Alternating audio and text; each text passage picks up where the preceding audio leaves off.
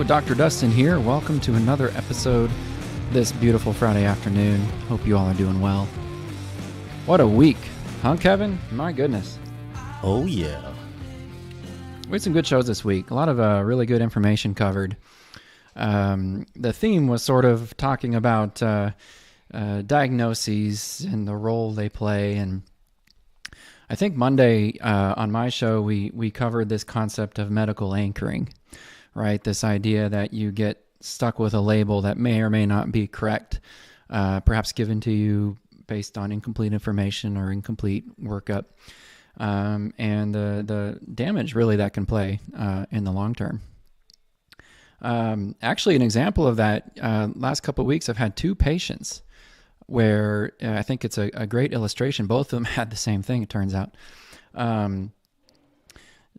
So this person, I'll give you an example. So this patient came in complaining of knee pain, right?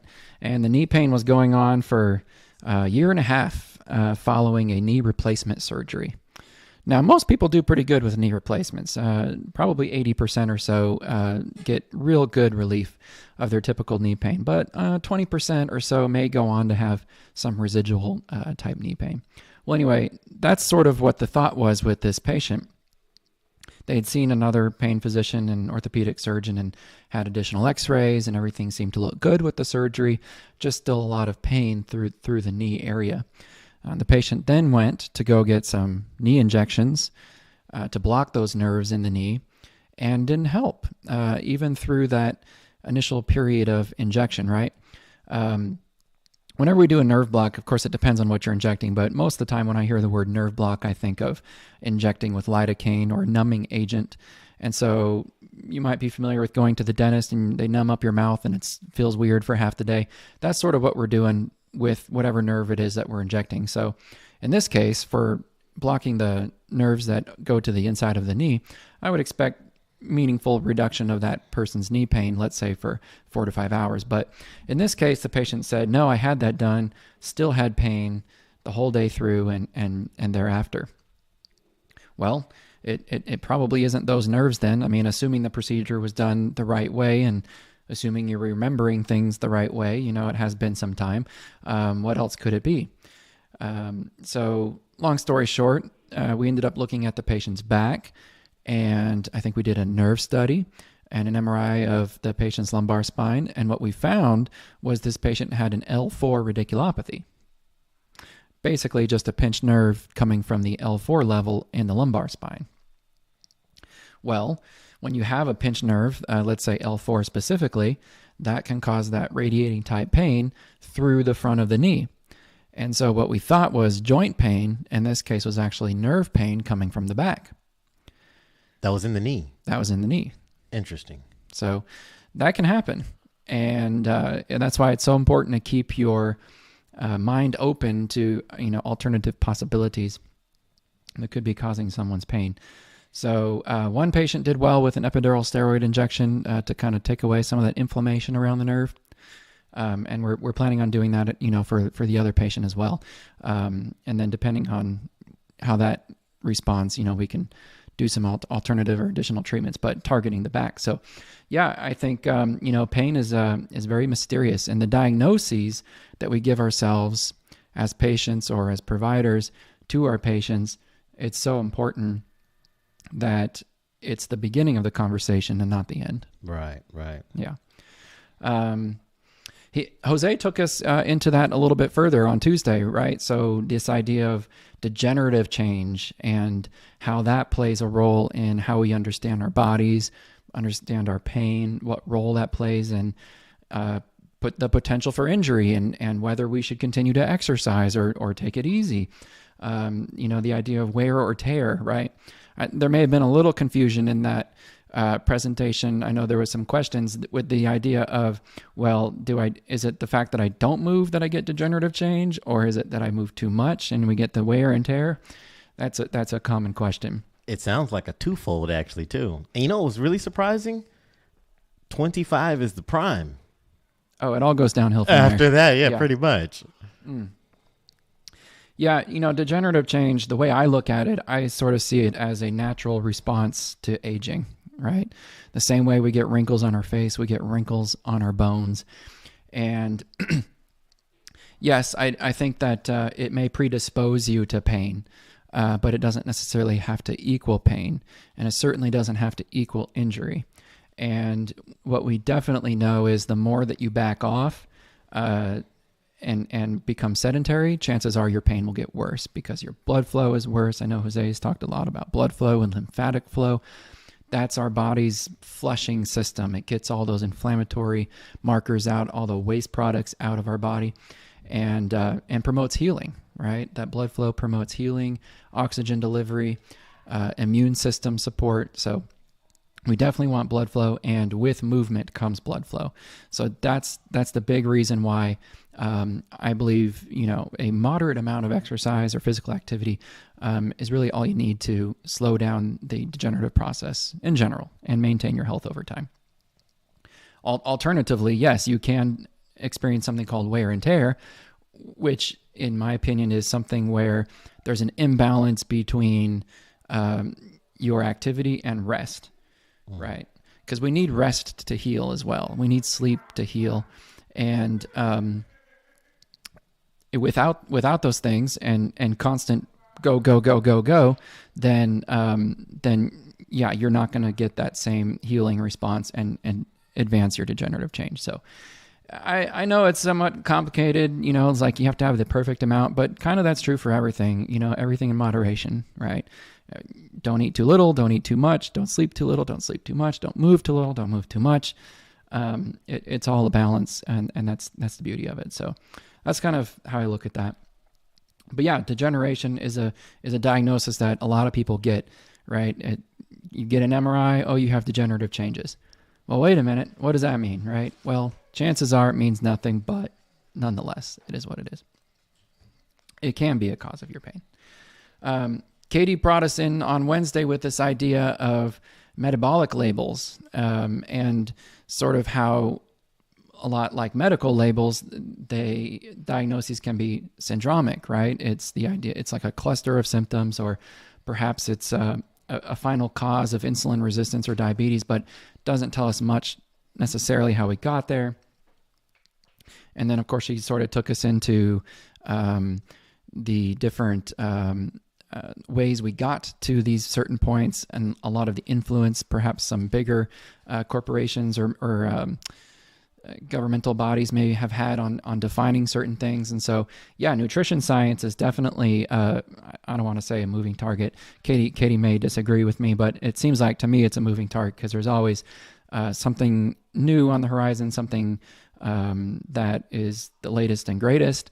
And there's no doubt a lot of the national recommendations have a significant political undertone, which everything does. So nutrition is just, no exception to that. But yeah, those labels can be very helpful, or they can be very damaging, or they can be very empty.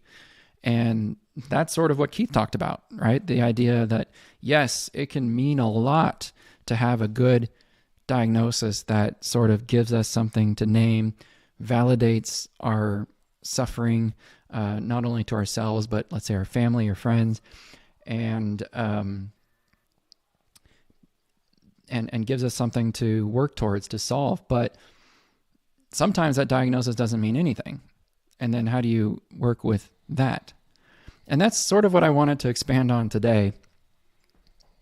The concept of sort of how we got here as it relates to pain management, where we're going, the future of pain management.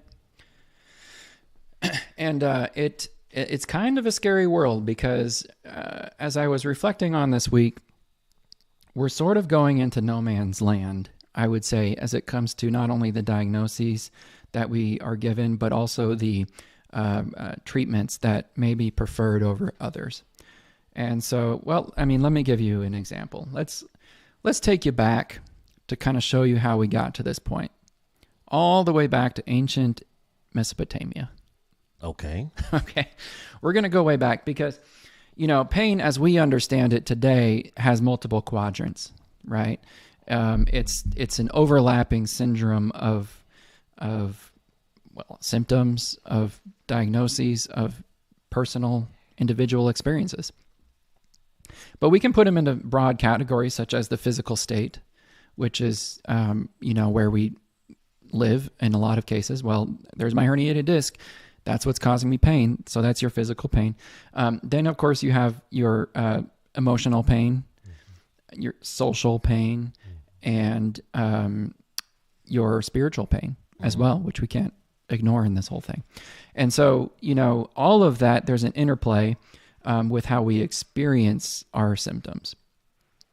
The medical system at large, at least up to this point, has really focused on physical pain, but it wasn't always like that. Going back to ancient Mesopotamia, the whole idea of pain in the biblical times and even into ancient Egyptian times, 2000 BC, pain was largely considered to be the consequence of some spiritual deviation. Oh, yeah. Right? So treatments were focused on prayer, on asking for forgiveness, on appeasing the gods, so to speak. And that's where largely the diagnosis and the treatment plans were rendered back in those days. Don't you just wish we could give a sacrifice these days and just boom, be cured? You ask some very important questions, and I'm going to get to that. Gotcha. Yeah. No, these are the questions that keep me up at night. Whew, man. So we went from a spiritual concept of pain, and then along the way, Hippocrates came on the scene in about 400 BC, right? And so he came up with the idea that, well, it's actually has to do more with your body's fluids, and he identified 4 main fluids: blood, phlegm, and black bile and yellow bile. And this was sort of their understanding back then. And but he wasn't like a big interventionist. He was more an observationalist. He was making notes and conceptualizing, bigger ideas for the population. And that was one of his concepts, that, well, the body has these 4 main fluids, and all of the illness we experience, including pain, must be due to some imbalance of these fluids. And it wasn't until the 2nd century when Galen came around, and he continued to build on that concept, but in a more structured format. So now these fluids and the imbalances were beginning to be assigned to certain body parts, the liver and the gallbladder and the heart and this type of thing. And so it was becoming more structuralized and more interventionalist as well. And what I find to be very interesting, at least how I know it, is that medical history really, for thousands of years, moved like an inch at a time. And now in the last 50 years, we're light years in our understanding. And yet, we also don't understand anything. It's really funny how we can gaslight ourselves to thinking we know anything. But we really didn't know anything back then. So for the next millennia, Galen's theories of body imbalances and fluid imbalances prevailed as the mainstream medical thought, until finally an anatomic understanding of our bodies was sort of reignited in the public sphere thanks to Michelangelo in the Renaissance. Okay, 15th and 16th centuries. During the height of the Renaissance, when we're getting our dissections, Michelangelo is doing these beautiful drawings, and we're like, wow, look at all these different parts. I wonder how they're all connected. And not only connected, but what role do they play in disease, right? And then Descartes came around in the 17th century and said, wait a minute, I got it. It's pain specifically is due to some mechanism that occurs in the periphery that triggers a response in the brain. So he likened it to sort of pulling on a rope and ringing a bell. And it's sort of the first concept, the rudimentary understanding of pain receptors, transmitting that through the nerves into the spinal cord and brain. And that was a big concept, because now for the first time we're sort of separating the brain and the nervous system from the rest of the body as a potential highway of information that could be manipulated either for good or for bad. And then we continued to build on that concept throughout history. Even into the, let's say, 1950s, we had Melzack and Wall. Melzack and Wall. Melzack and Wall. And they came up with the gateway theory. So we're kind of moving from the periphery now even into the spinal cord, right? And in the spinal cord, this idea that only so much pain signals, only so much broadband, so to speak, can be transmitted from the periphery through the spinal cord to the brain. So if we can maybe add more stimulation to the spinal cord, then maybe we could block some of these painful signals. So that's sort of what prompted the whole idea of the spinal cord stimulator in the 1950s, was with the idea of gateway theory, thanks to Melzack and Wall, 1950s and 60s. Well, okay, so we're getting more of an understanding here, and now keep in mind, opioids have been around since the dawn of time as well, even back to ancient Mesopotamia, right? So we have crude opium back then. Obviously the poppy flower, and people would chew on it or minimally process it. The doses that people were ingesting back then were likely much less than what we're intaking today as far as our processed opioid. But that's been around forever. And, even through the periods of the Renaissance, as we understood that, we were moving further away from, let's say, a spiritual model of a primary spiritual model of dealing with pain to more of a anatomic or physical model of dealing with pain, opioids were still always part of the question, or part of the solution, let's say. Even up to the point when Friedrich Serturner first isolated morphine from the opium poppy. That was in 1804. Believe it or not, he was 21 years old at that time. So if you're ever wondering if you're behind in life, you probably are if you're not 21. Isolating the morphine alkaloid from the poppy. But that, again, that sort of was the first time that, opioids continued to, well, they were always there, but now they're taking a more central stage, let's say, in regards to pain management. So we have sort of a parallel growth of development with the anatomic side of pain management, moving even from bones and muscles and joints to now nerves and spinal cords and brains. But also the treatment, which has largely been opium, but now refined and processed opioid, really started taking a central stage. And of course, paved the way for modern anesthesia, and then other medicines, anti-inflammatories and muscle relaxers, everything else came onto the stage. So we get all the way to, let's say, the 1990s now, where we sort of have I would call it maybe an initial pain revolution, right? At least in modern history, where there was a concept that pain was largely undertreated. And I don't know if that was true or not. I didn't live during those times, but that's what the record states, so I'll go with that. So pain was largely undertreated. And the reason why I question that is because I know that there's significant, let's just call it big money, big interest in, let's say, making more money and developing more interest. And so it's easy to, let's say, create a problem if you have a solution. So I don't know if pain was really undertreated or if that was something that was sort of part of the propaganda in order to push these treatments to make a lot of money. I don't know. But it certainly is possible pain was undertreated. So 1990s became the decade of pain, so to speak, and we declared war on pain. And pain became the fifth vital sign, and everybody got on oxycodone. Everybody got on OxyContin thanks to Purdue Pharma. Big marketing and poor research that was not really critiqued back in the day. Okay. But that's sort of how we got pushed into that. And in the late 90s, well, because it was the war on pain, everybody had something to say on the matter. So we started to see more interventions. We started to see more biopsychosocial models, right? This is where the idea of mind-body medicine and centralized pain started to become more of a concept. And that's where it started to really gain some traction, even up to the point where we are now.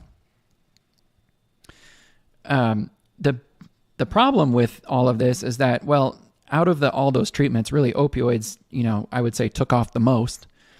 to the point where everybody was on some type of opioid for the most part. I'm exaggerating numbers, so don't quote me on this. This is not the point. The point is a lot of people were getting opioid treatments for their chronic pain up to 2010, 2011 at the peak of the opioid prescribing period. Well, now the war changed from the war on pain to the war on opioids, right? And so we started kind of instituting medical protocol and, let's say, federal guidelines to help restrict or limit or reduce the amount of opioid prescribing through that second decade in the 2000s. Of course, that maybe had some unintended consequences, and there were a lot of negative things that came out of that. So I'm not trying to weigh in on whether it was good or bad. That's what happened.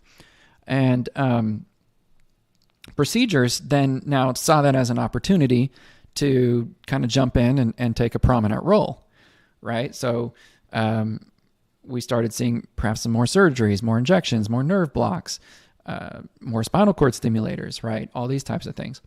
And, the theory is good, right? If we're trying to pull away or reduce or restrict one type of treatment, then that does leave room for another type of treatment.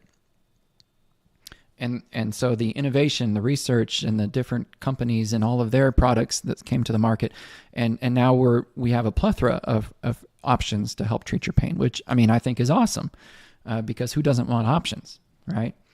But now this is where it gets sticky, and so this idea again that we went from a spiritual concept to a more physical concept, and then really within the last 20 years, this idea of the biosocial, you might call it biosocial. What's the term I'm trying to say? The mind-body medicine. I was going to say, I have no idea. You're teaching me the biopsychosocial model. The biopsychosocial model. So that's in the last 20 years. That's what's been prominent or becoming prominent, right? It's continuing to see the struggle and in the infighting and the accusations of, well, yes, we have opioids, but opioids are bad. Yes, we have injections, but now everybody's a needle jockey and everybody's an interventionalist, and I'm tired of getting poked and it doesn't work, right? So the mind-body folks are just sitting in the corner watching the medicine and the intervention folks just destroy each other. And then the mind-body people like, oh, now we have an opportunity. And that's what's happening. The problem I have with promoting that as a primary or even as a sort of a first choice approach to treating pain is that we don't even really know what's going on. The idea of centralized pain, yes, there's theories. There's lots of theories. It's a theoretical concept. They think that it can be proven through some certain studies. And yes, in the exact right condition, you can idealize a beautiful form of centralized pain. And you can write about it, and you can say, well, these neurotransmitters are elevated, and these are reduced, and this nerve is sensitized, and their exam shows this. And yes, under the perfect ideal circumstances, you can do that. My critique of that is a lot of times these studies are very small. A lot of times these studies don't represent people in real life. It's almost like these people don't actually see real pain patients. Or they see the 8 patients. Or they see the 8-patient difference. Right. And if you haven't seen our music video from, is it 2 Fridays ago? You should check it out. Because the studies that they're promoting as the revolutionary, groundbreaking pieces, it's laughable. The numbers are small. The differences are even smaller. And so, again, I don't want to dismiss the concept of mind-body medicine because I believe in mind-body medicine. What I want to bring caution to is the promotion of mind-body medicine over, let's say, concepts of medicine that we've understood and practiced for a millennia. Okay? Anatomy matters. It's not that it totally needs to be dismissed in chronic pain. Medications matter. I would lose it if I didn't have hydrocodone available to me as a physician. I would lose it if I didn't have hydrocodone available to me as a patient. I've had a couple instances where I've had severe pain in my life. One of them, I was bit by a copperhead. Wow. Okay. And that was like the worst pain I've ever experienced in my life. I got to ask real quick, where? Yeah. Well, you wouldn't believe it. I mean, we had a house here in town, and it was near a lake, but it was not on the lake. It was near a lake, but we had a nice manicured backyard with a concrete back patio, right? And I heard something kind of going off in the middle of the night. And funny story, I was actually playing on my VR at the time. Oh, wow. Now, hold on. I didn't have it on Okay. when I got bit by a snake. Okay. But what was funny, because I was playing on the VR with my neighbor, and he was at his house. Oh, wow. And, so anyway, my dog was barking. I'm like, what's going on? So I put the VR up on my head, and I walk out to the back patio to see what the dog was barking at. Well, I go to open the door, and as soon as the door opens and I put my foot out, which I'm just wearing a sock, boom, the snake gets me right then. Wow. I didn't even see it before it bit me. In that sort of forward momentum that I was already in, and realizing that probably a snake just bit me, I sort of threw myself forward over the snake and kind of rolled away on the patio. And I was facing away, and I was like, oh no, please don't be a poisonous snake. Please don't be a poison. And I like turned around slowly, and it was like a big old copperhead right there just looking at me. I was like, oh no. So what was funny is, like, there was a scream, there was a drop of the VR, there was a bunch of drama, and my neighbor on the VR was like, is everything okay? What's going on over there? I was like, it's okay. It's all right. I just got bit by a snake. No big deal. He's like, in the game or in real life? Yeah. I think my wife thought I was going to die there for a minute. We didn't really understand the poisonous nature of a copperhead at the time.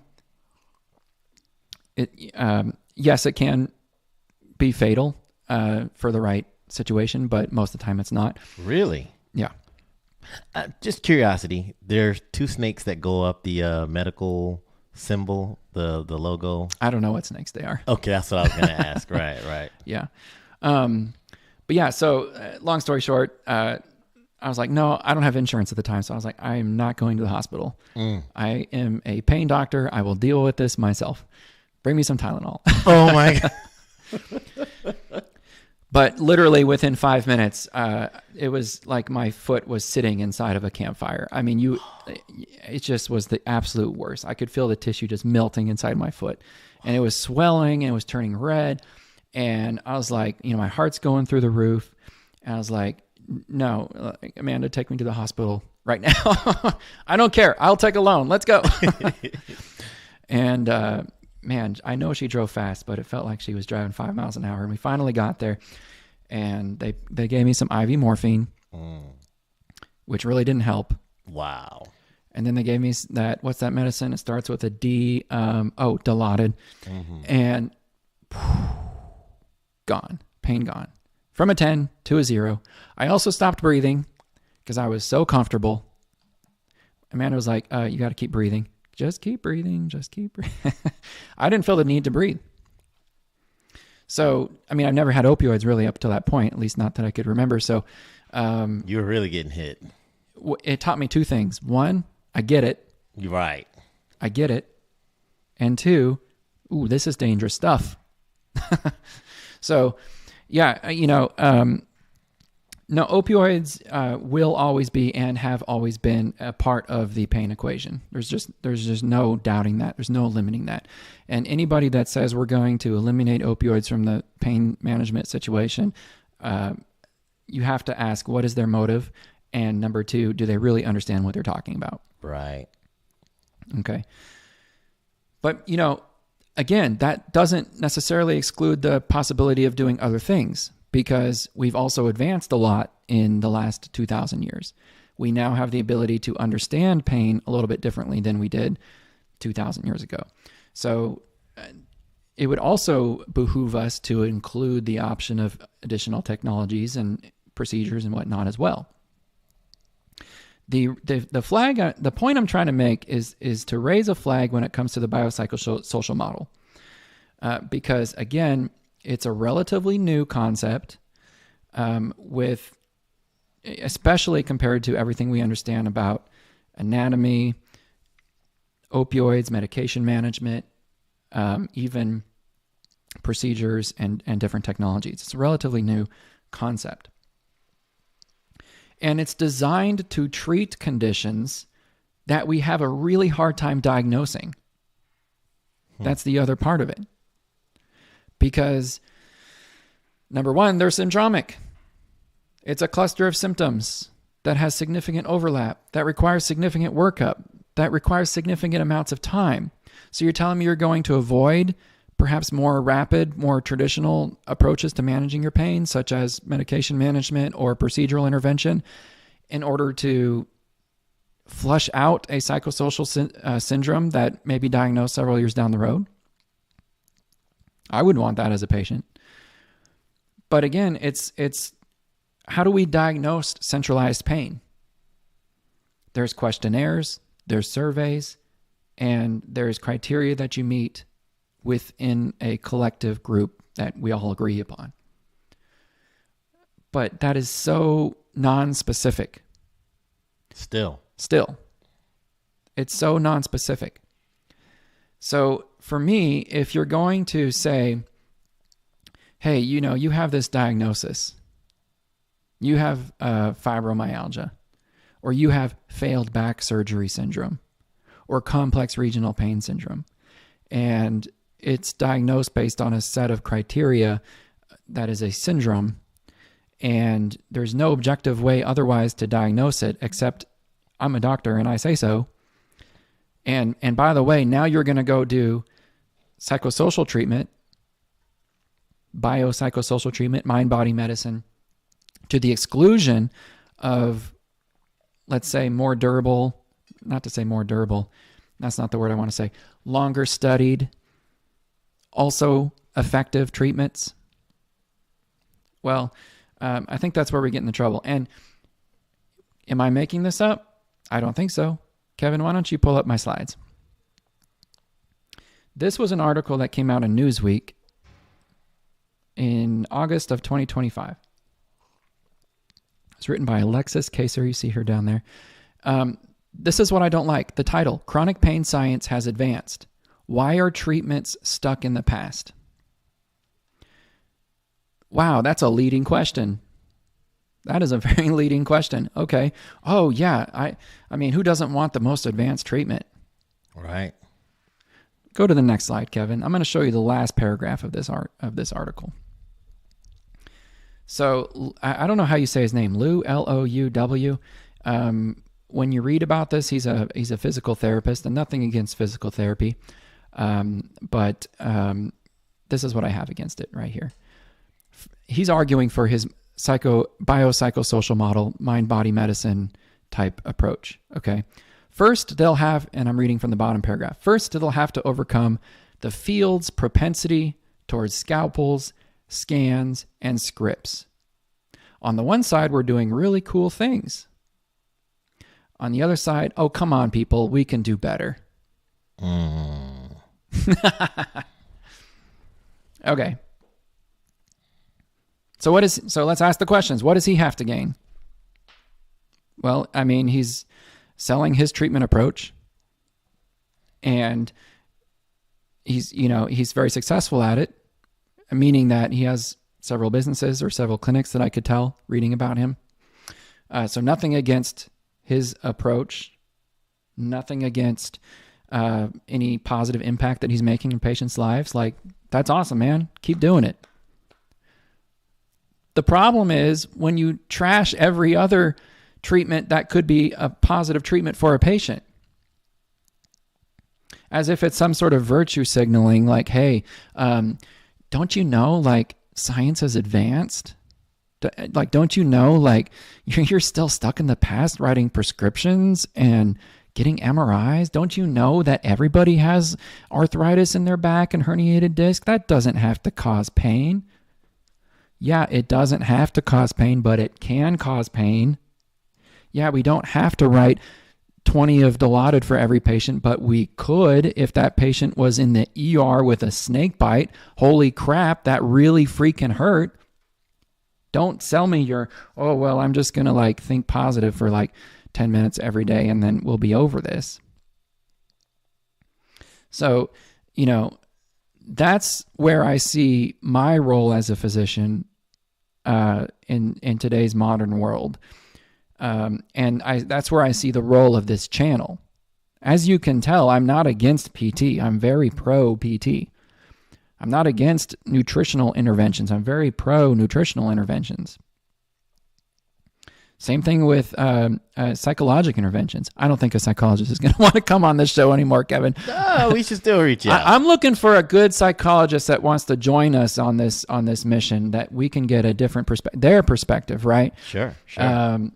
So if you're watching this and that looks interesting to you, shoot us an email. But I'm not against psychologic intervention. The concern I have is prioritizing an approach to treatment that is based on a diagnosis that we really can't solidify in our hand, that we can't touch. It's really just theoretical, despite our best efforts, because even if we can really objectify it, it's in a very controlled clinical setting. It's not in the average general patient population, not in my experience. Not to mention, every patient doesn't have the capacity. We talked about capacity last week in order to accomplish a treatment goal.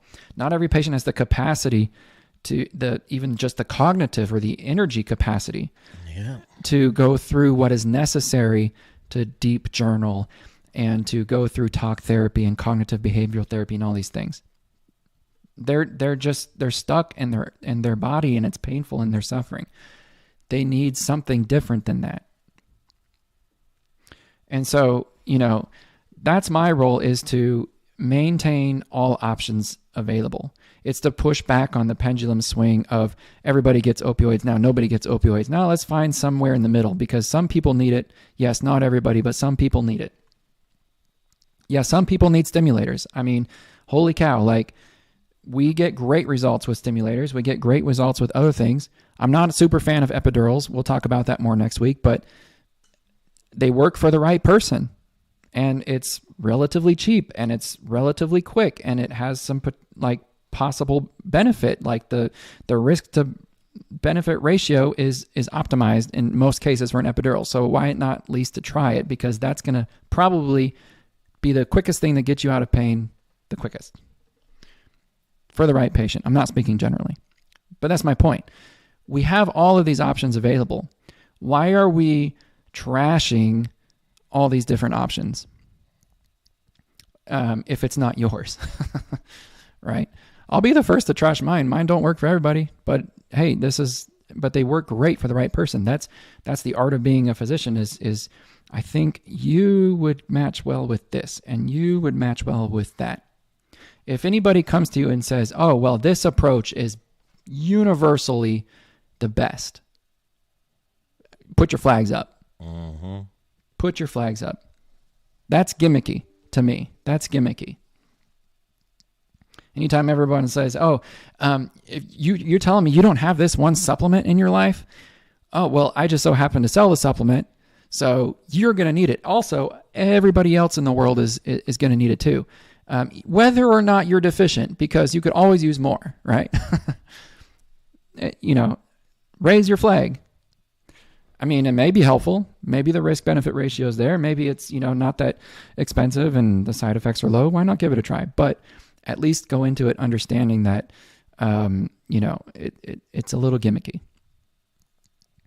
So when you apply that to the week's topic of diagnoses, it's so very important, because all of our diagnoses are still anatomically based for the most part.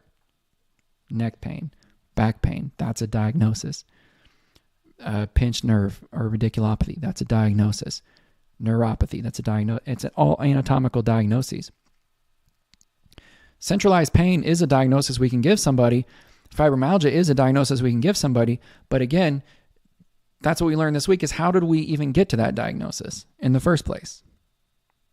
And if we don't understand that process, then we could very easily, in our naivety, in our vulnerability as a pain patient, be swept up into a treatment approach that is ineffective, that prolongs our suffering.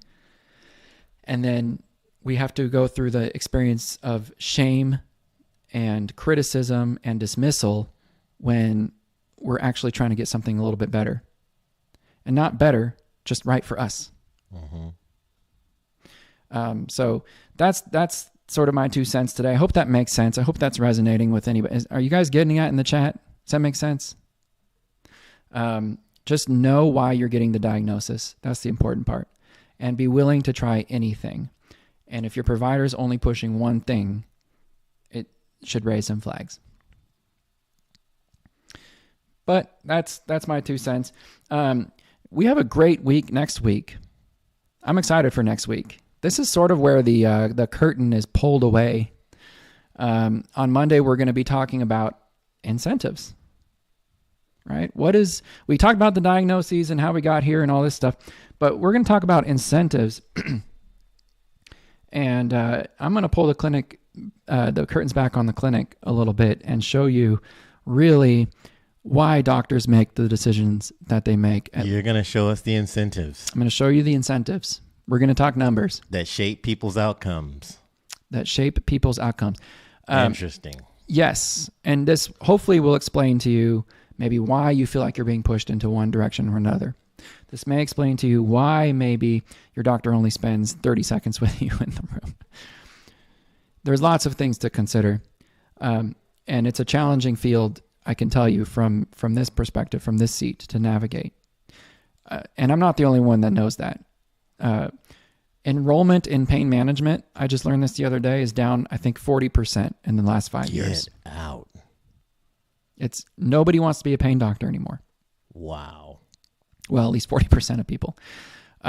Because it's a controversial field to be in. It's a controversial field to be in. So you have to have a real clear understanding of what it is that you're doing and why you're doing it. And you have to be able to defend yourself pretty much to everybody. Oh, yeah. Pretty much to everybody. And given the current economic state that we're in and the bleak future that sits before us, there's no incentives. But there are still some incentives. We're going to talk about that on Monday.